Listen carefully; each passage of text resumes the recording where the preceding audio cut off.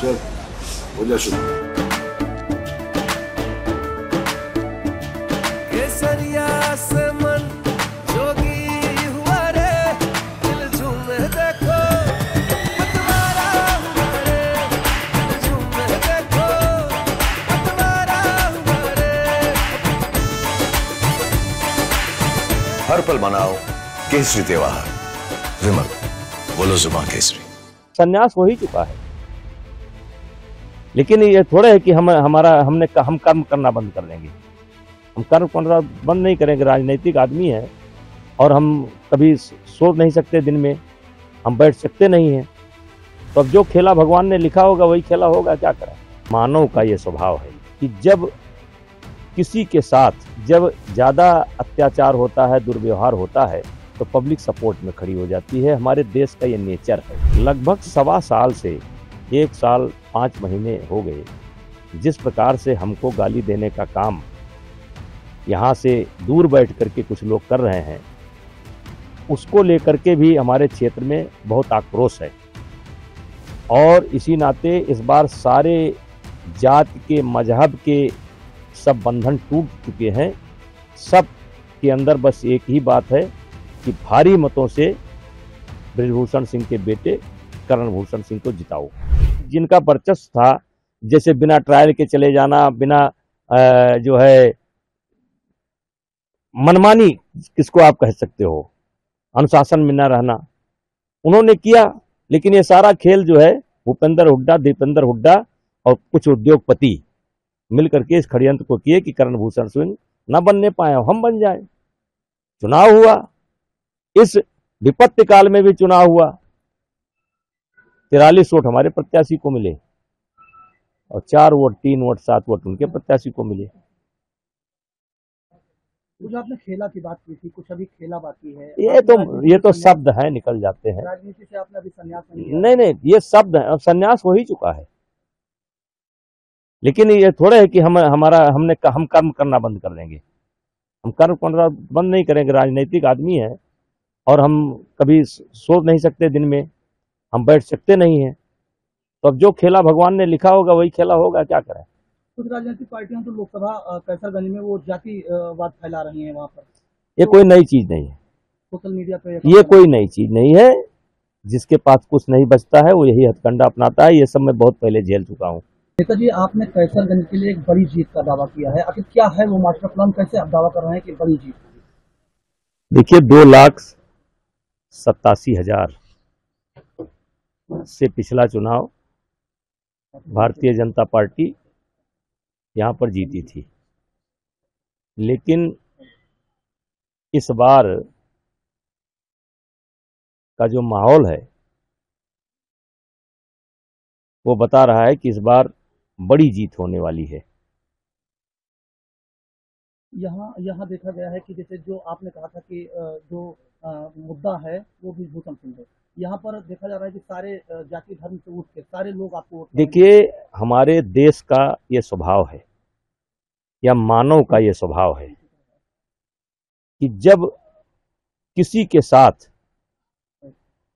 जब ज़्यादा अत्याचार होता है, दुर्व्यवहार होता है, तो पब्लिक सपोर्ट में खड़ी हो जाती है। हमारे देश का ये नेचर है। एक तो देश के सवाल पर एक साथ खड़ी हो जाती है, दूसरा किसी के साथ जब अन्याय होता है, अत्याचार होता है, तो जनता साथ खड़ी हो जाती है।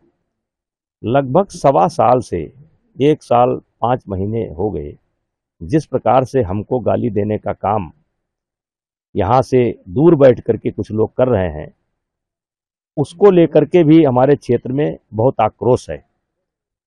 और इसी नाते इस बार सारे जाति के, मजहब के सब बंधन टूट चुके हैं। सब के अंदर बस एक ही बात है कि भारी मतों से बृजभूषण सिंह के बेटे करण भूषण सिंह को जिताओ। यही एक इशू यहाँ पर चल रहा है। आप षड्यंत्र की बात कर रहे थे कि जब आपके साथ षड्यंत्र हुआ है आपने बड़ा मुकाम हासिल किया है, और इस बार फिर आप कह रहे हैं कि आपके साथ षड्यंत्र हुआ है रेसलिंग को लेकर के। देखिए, सन 1996 में एक बार हमारे साथ षड्यंत्र हुआ था और कांग्रेस पार्टी के ही द्वारा हुआ था। उस समय भी नरसिंह राव की सरकार थी, कल्पनाथ राय को जेल भेजना था, साथ में मुझको भेज दिया। उस समय हमारी पत्नी लड़ी थी और वो चुनाव जीती, तो मैंने ये लिया कि ये षड्यंत्र मेरे लिए शायद इसलिए हुआ कि मेरी पत्नी को सांसद बनना था, हमको नहीं बनना था।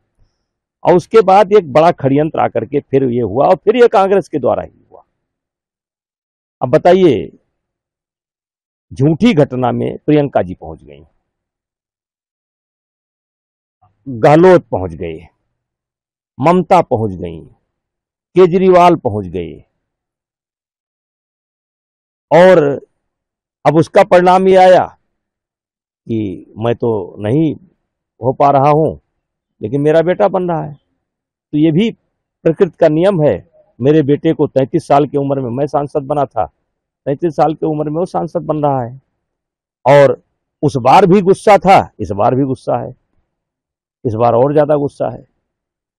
अच्छा, आप षड्यंत्र की बात करें नेताजी, आपने कहा था कि कुछ ऐसे रेसलर हैं जो गरीब परिवार से आते हैं, आपने उनका समर्थन, उनका सपोर्ट किया था, जिसको लेकर आपको लगता है कि क्या आपके खिलाफ जो इस तरीके से साजिश की गई? देखिए, ये बातें बहुत बार मीडिया में आ चुकी हैं। जैसे ट्रायल को लेकर के हमने नियम बनाए थे, कैंप को लेकर के हमने नियम बनाए थे, एक ही खिलाड़ी एक राज्य से लड़ेगा, ये नियम बना था। तो जो कुश्ती को लेकर के सुधार किए थे, तो जो एक लॉबी है, और आप कह सकते हैं एक परिवार एक अखाड़ा, और जिसके संरक्षक हैं भूपेंद्र हुड्डा, उनके सुपुत्र दीपेंद्र हुड्डा को मैंने चुनाव हराया था।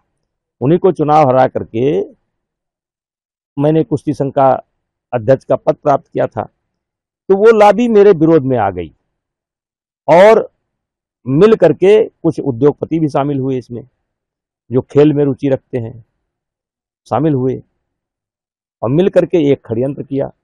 आप सभी जानते हैं, षड्यंत्र की शुरुआत हुई थी तो पद से हटाने को लेकर के हुई थी, बाद में वो यौन उत्पीड़न में तब्दील हो गया। मीडिया ने पूछा तो 4 महीना तक कोई नाम नहीं बताए।